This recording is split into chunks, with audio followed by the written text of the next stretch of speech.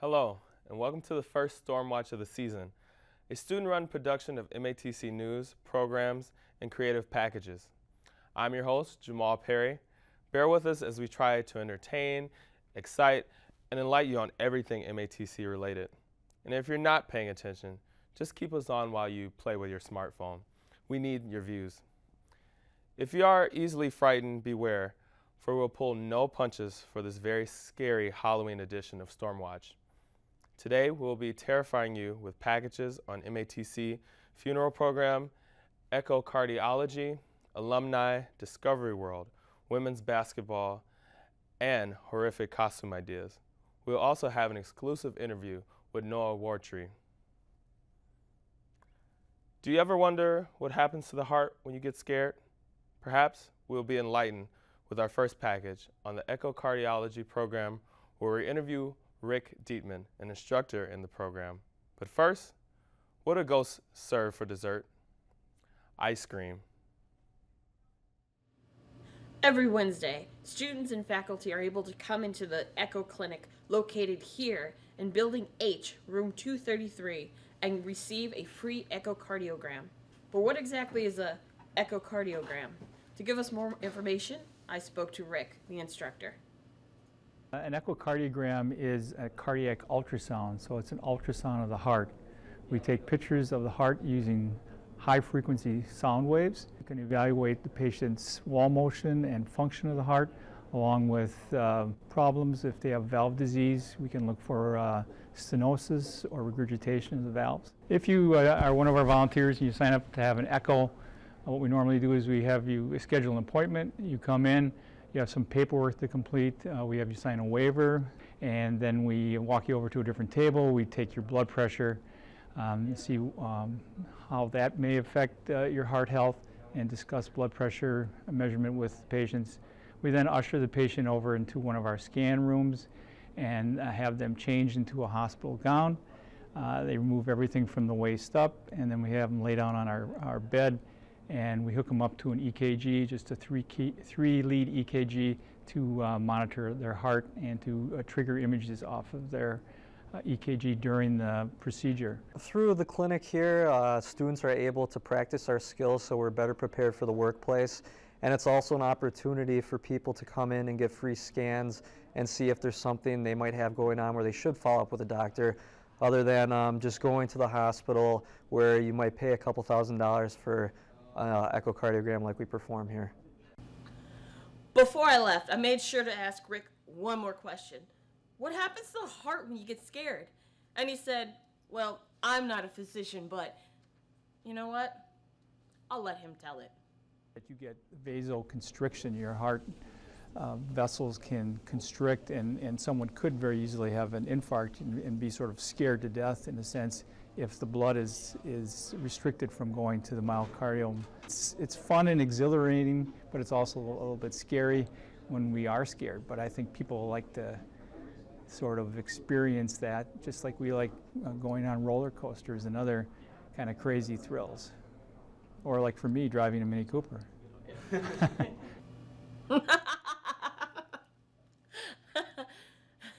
With that being said, I'm Veronica, and this is Stormwatch. That was definitely a heart-stopping interview. To schedule an echo, contact Rick using the email at the bottom of the screen. If that last video didn't make the hairs on your arm stand, perhaps our look into the funeral service department will give you goosebumps. Zari Perez visited the West Allis campus to find out more about it. But before we get into that, why couldn't Dracula's wife get any sleep? Because of his coffin. There are many unique aspects to MATC's funeral service program. One, being it is the only one offered in the state of Wisconsin. And so we get students from all across the state, which is very exciting for us. And they have to have a number of credits before they even sit in one of our seats in our classroom. Potential students have to undergo a petition process to be accepted into the program. Once completed, this 2-semester program teaches how to prepare the body for viewing, including embalming, cosmetizing, and restorations. A minimum of 57 college credits in areas specified by the State Board of Examiners are required for admissions. It fascinated me my entire life, and I like this program because it encompasses art and science, and it's always interested me.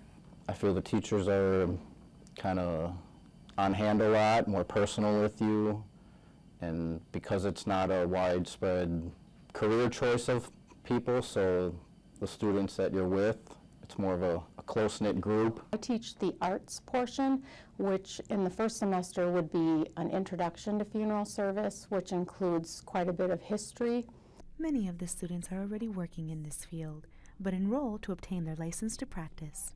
I also teach funeral service practices, the different types of religious services that we could encounter, how to really handle a death from start to finish. It's more so dealing with families firsthand. It's, you know, going through paperwork a lot and helping people more is like, oh, you just see a dead body all day. No, that's well, the least actually of what you do. The laws are something that I never really knew a lot about before, so learning that has been interesting, all the loopholes and dynamics of it all. They can take all their prerequisites in their home communities and then just focus on the funeral service in that 1 year and would not have to relocate for more than a year or perhaps commute for more than a year. So that's one factor. Another factor is some of the private schools, like in Illinois, are substantially more money for tuition. So we are attractive for that reason too, for the dollars. A casket is a wonderful place to sleep on Halloween night. To learn more about the program, visit the MATC website. Our next segment includes a bunch of people tossing around a leather pumpkin, otherwise known as a basketball.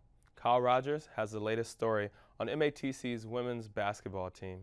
But first, once again, another Halloween pun. Where does Dracula water ski? On Lake Erie. Here at MATC, the women's basketball is getting ready for the start of the season. I was able to gain some insight on how the coach and a few players think they will do on this upcoming season. We're going to do rather well tomorrow. I'm confident that with the returners that we have coming back and the experiences that we've had with those returners, they'll excel and they'll build on what we did last year.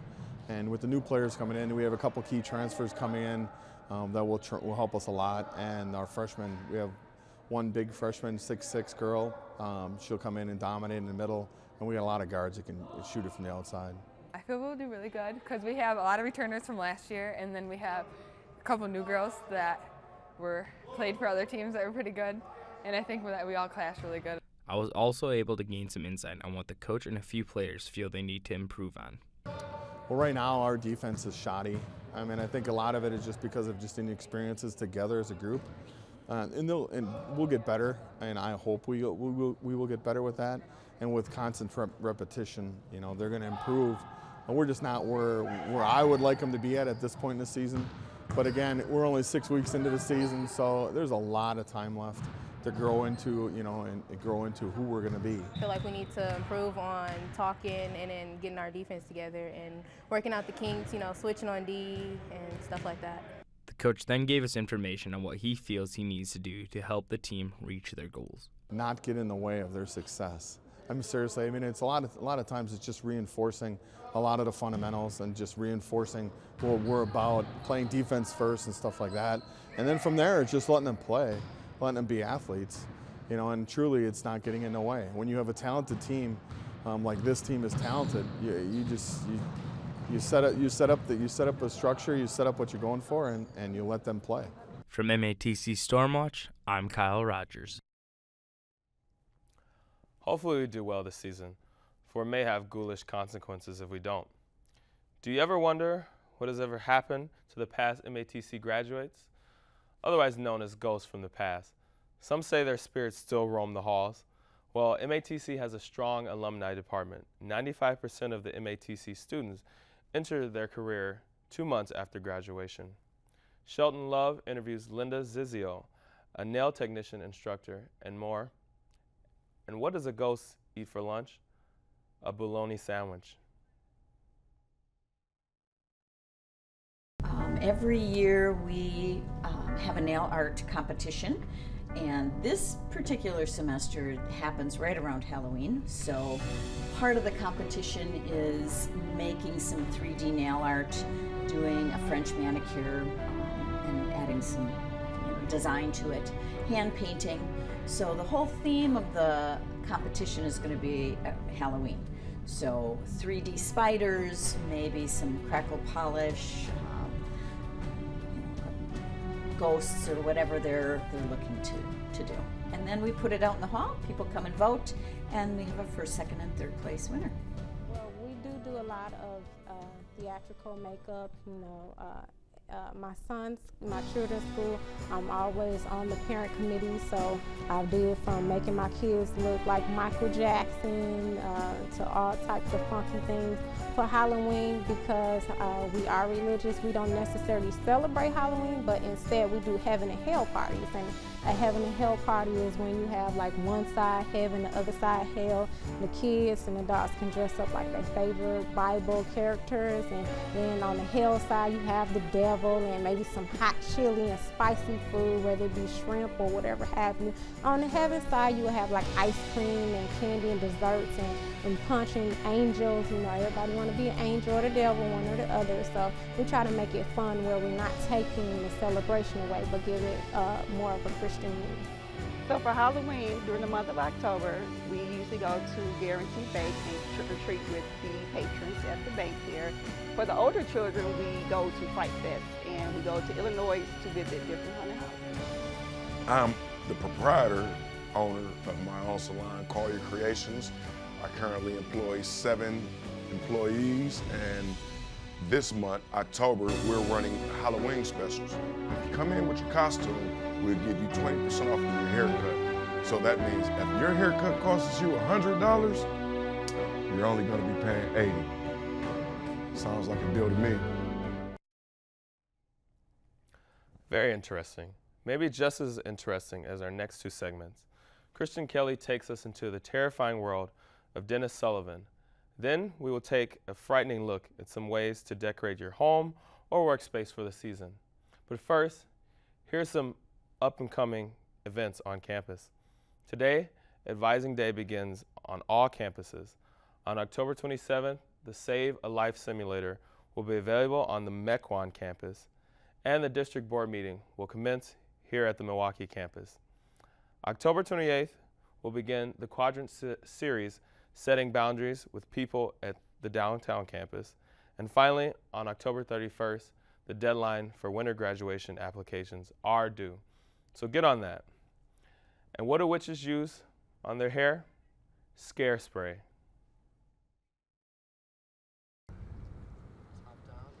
We have here at Discover World the haunted Dennis Sullivan.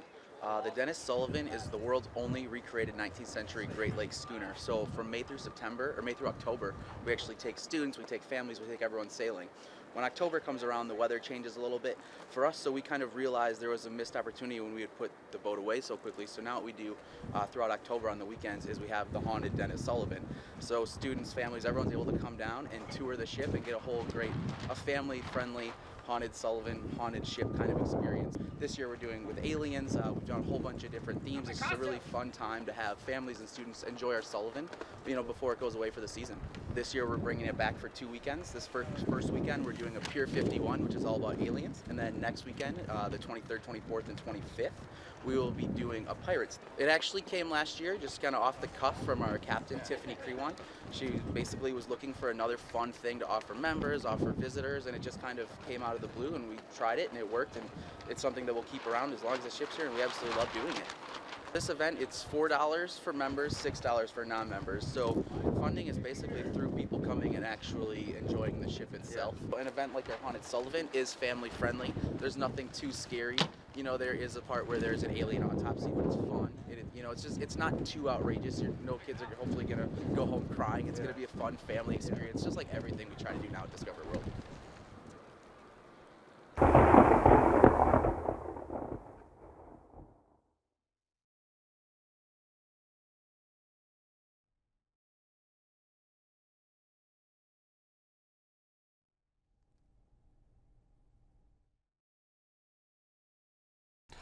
Yeah, we've got a lot of decorations in our house, and yeah, I'm a big fan. I love Halloween. It's a lot of fun. What's Halloween without a couple of decorations in the building to set up an atmosphere consisting of the creepy, the strange, and the fun? I just Whether like it's fake the spiders hanging on the wall or a skull sitting on the desk like Edgar Allan Poe. Have a good time with it. It's no secret that anybody can be a big fan. I like bringing in stuff here because students like doing this because it gives them more of a homey feel when they're in here working. If you're interested in filling your house with some of this bone-chilling decor, then stop by your local party store that carries a number of these Halloween accessories that are made for the whole family to enjoy. Or, if you're feeling the need to save some money this season, pick up a paper or a magazine on home decorating and find an article or two on creating your own decorations with materials that can be found in the comfort of your home. A little of both. Like to do some stuff myself, but most of the time I end up buying stuff just because it's more convenient. Do you love to celebrate All Hallows Eve? If so, then pick up a spider web or a ghost bucket and show your spirit to one of the most exciting and spookiest times of the year. Oh, anybody who wants to, I think it'd be fun. It's just a fun thing. It's a celebration. Any type of celebration is good. From MPTV, I'm John Brooks Nicholson.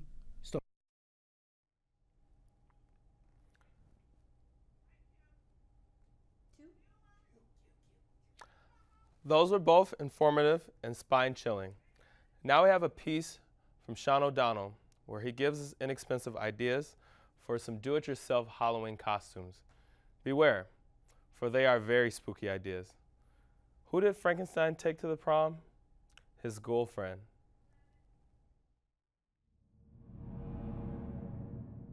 As Halloween approaches, many of us want to take part in the annual Fright Fest. However, with busy schedules and pricey costumes, many people aren't as willing to celebrate the holidays as they used to. But for those who want to get creative but on a budget, have quite a few options to choose from, such as the mummy and the zombie. One of the most traditional Halloween costumes is the mummy. With its fairly plain and easy obtained materials, you can easily make yourself or any of your friends into this spooky costume. The most you'll need with this costume is toilet paper, some scissors, and maybe some tape to hold it up. All you have to do is wrap yourself from head to toe in toilet paper.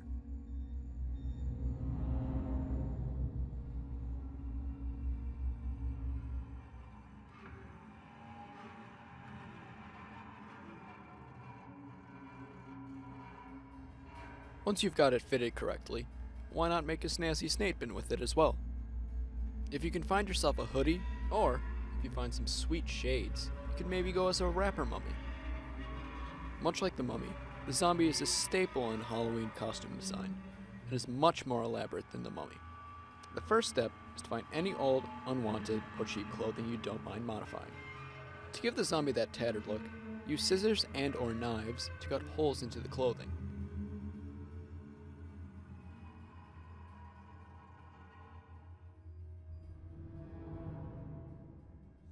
7, 8, 9, 10. Next, to add 11, that bloodied effect, 12, use 13, marker, 14, dyes, 15, and or makeup 16, to 17, any applied spot on your body you wish to make 18. look bloodied. It'll really wow your friends Yeah, with that gruesome well. look. Do you feel good about this? I guess this is live. To make best use of the red marks, apply it to your face to make it really pop out. The zombie is also easy to modify as well. You could add some fake shades and a sweet hat to create a hipster zombie. Halloween is a fun time for both kids and adults, so don't feel like you can't join in. Do something as a family and have a happy Halloween this year.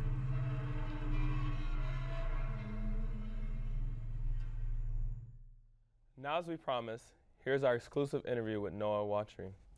Hi, Noah. Hello. How are you? I'm fine, thank you. Good. It's good to have you here. I'm just going to ask a few questions. So what interested you in the funeral service program?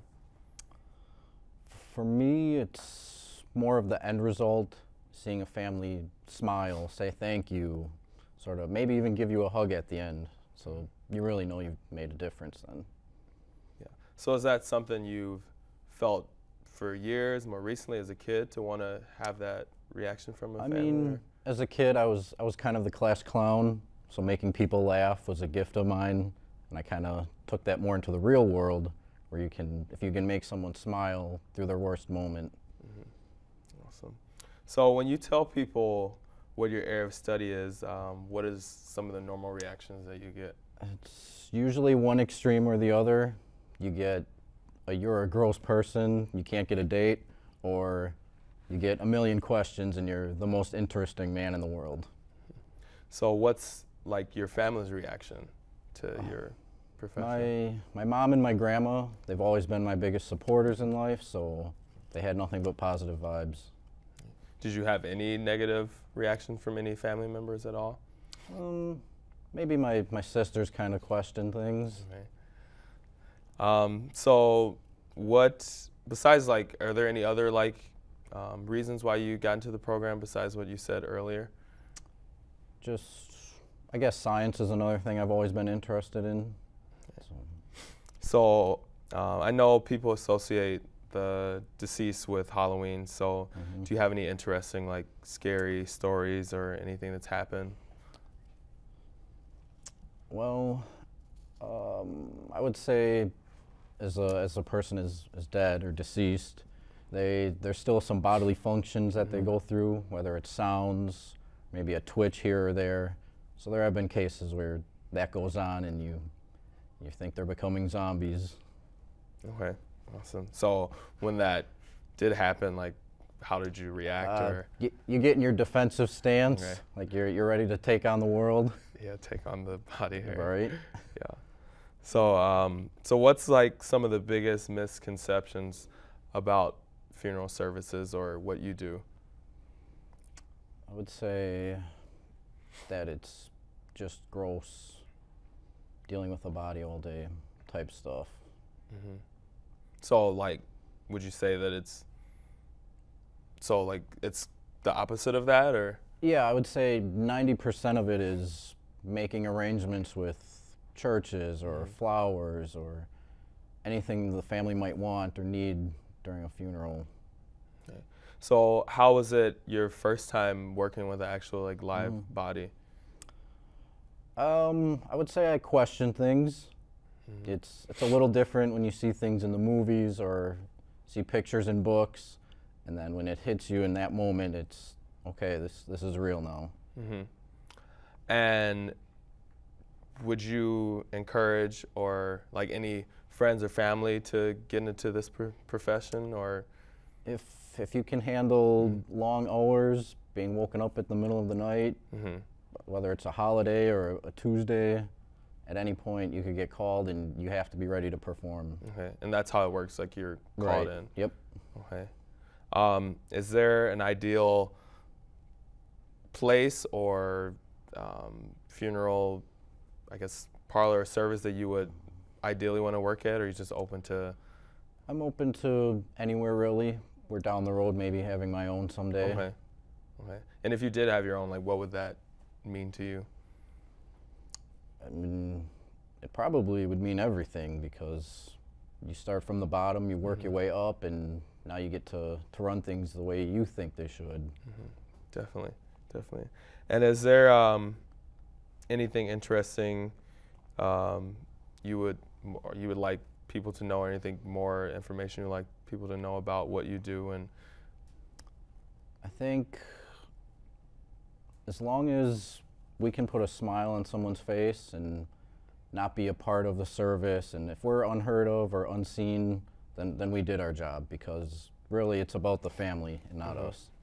And when you're working, do you work with yourself most of the time, or does this require, like, I guess besides working with the families and churches and stuff like that, does this require any other people skills and working with other people in your profession as well? Sure, there's usually like a group.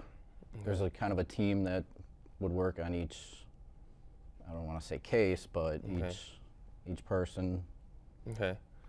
And have you, I know like we watched like in the package, like there's the beauty and makeup side of everything too, so have you been like training all that as well too? Yeah, we'll take care of everything from the beginning of a removal to cosmetics to working in the prep room to how a flower's even situated.